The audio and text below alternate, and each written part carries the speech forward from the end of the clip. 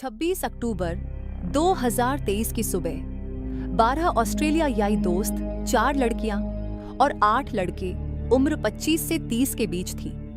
एक छोटे documentary project के लिए एक योजना के साथ तैयार थे। उनका इरादा सीधा था, हेलीकॉप्टर से 30 मिनट में सिम्पसन रेगिस्तान पहुंचना, अपनी डॉक्यूमेंट्री शूट करना और वापस लौट आना। सुबह 5 बजे सभी 12 लोगों ने अपना सामान पैक किया और उम्मीदों से भरे हेलीकॉप्टर में बैठ गए। पहले 30 मिनट में उन्हें कोई भी ऐसी जगह नहीं मिली जो उनकी डॉक्यूमेंट्री के लिए एकदम सही हो। कुछ देर सोचने के बाद उन्होंने और आगे बढ़ने का फैसला किया।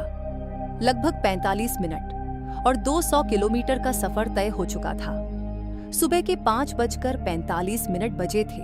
हल्की धूप रेगिस्तान की सुनहरी रेत पर फैल रही थी और वातावरण में एक अजीब सी शांति छाई हुई थी। तभी अचानक एक अच्छी लोकेशन उनकी नजर में आई जो शूटिंग के लिए बिल्कुल परफेक्ट लग रही थी। लेकिन इससे पहले कि वे कुछ समझ पाते, कुछ ही सेकंड में एक विशाल धूल भरी आंधी तेजी से उनकी ओर बढ़ने लगी।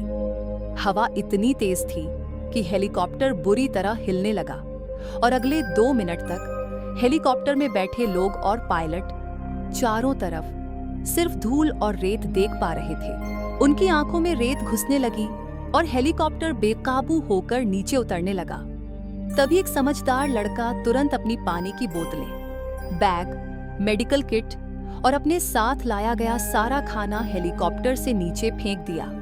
हेलीकॉप्टर क्रैश होने से कुछ सेकंड पहले उन सब ने हिम्मत करके रेत में छलांग लगा दी। रेत पर कूदने के कारण उन सभी को हल्के फुल्के चोटें आईं। दूसरी तरफ हेलीकॉप्टर रेगिस्तान में गिरकर आग की लपटों में गिर गया और देखते ही देखते जलकर राख हो गया। अब इस विशाल सुनसान रेगिस्तान में वे 12 लोग थे जिनकी 81 दिनों की मौत से लड़ने की कहानी यहीं से शुरू होती है।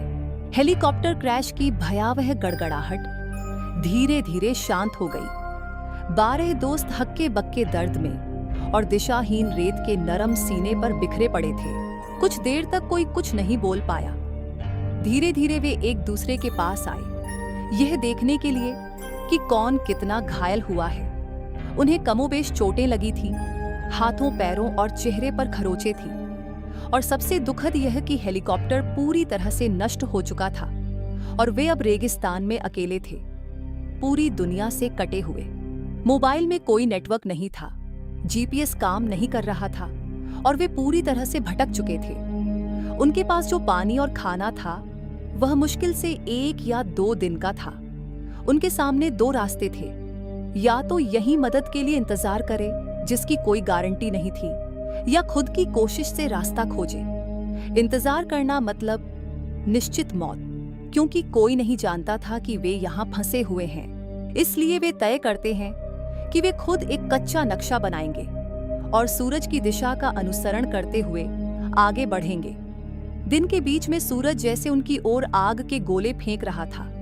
रेत का तापमान इतना बढ़ जाता कि पैर चलना असंभव हो जाता। उनके जो हल्के कपड़े थे वे इस तापमान के लिए पर्याप्त नहीं थे। वे अपने बैग और एक्स्ट्रा कपड़ों का यूज करके अपना सिर ढकते और सीधे सूरज की रोशनी से खुद को बचाने की कोशिश करते।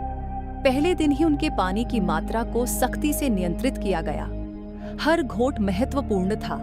हर किसी के लिए निश्चित मात्रा में पानी आवंटित किया गया और अतिरिक्त प्यास बुझाने के लिए सूखे भोजन पर निर्भर रहना पड़ता था।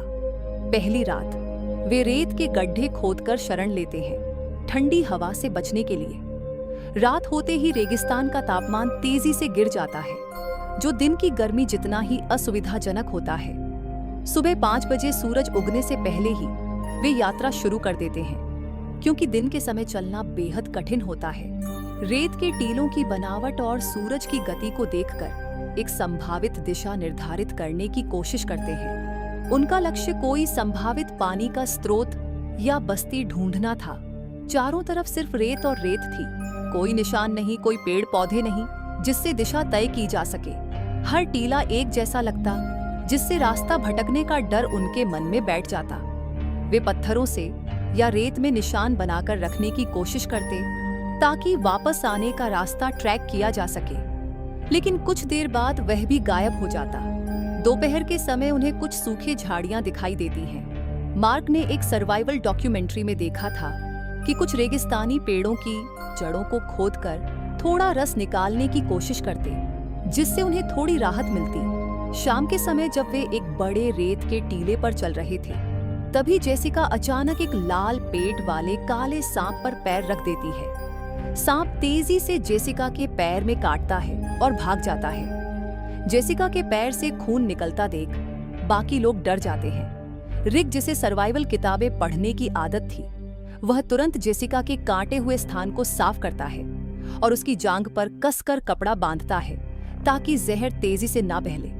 उनके पास एंटी वेनम नहीं था, इसलिए वे लोकल तरीकों से जहर सोखने की कोशिश करते हैं। वे उस घायल जेसिका को कंधे पर उठाकर ले जा रहे थे, तभी उन्हें दूर एक बड़ा पेड़ दिखाई देता है। पेड़ बड़ा था, लेकिन उसमें कुछ ही पत्ते थे और सारे पत्ते पेड़ से झड़ गए थे। पेड़ सूख गया था। वे उस पेड़ के नीचे बैठते हैं क्योंकि उन्हें थोड़ी बहुत छाया मिल रही थी। 4 दिन में उनका पानी और खाना खत्म हो गया था और दिन में चलने की क्षमता उनमें नहीं थी। उन्होंने फैसला किया कि वे इस पेड़ के नीचे दिन बिताएंगे और खाने और पानी का इंतजाम करेंगे और रात में ही चलेंगे, क्योंकि दिन में वे 2 या 4 किलोमीटर से ज्यादा नहीं पल पाते थे और बार बार रास्ता भटक जाते थे। वे जितना भी चलते, उन्हें कोई फायदा नहीं होता और ऊर्जा नष्ट होती।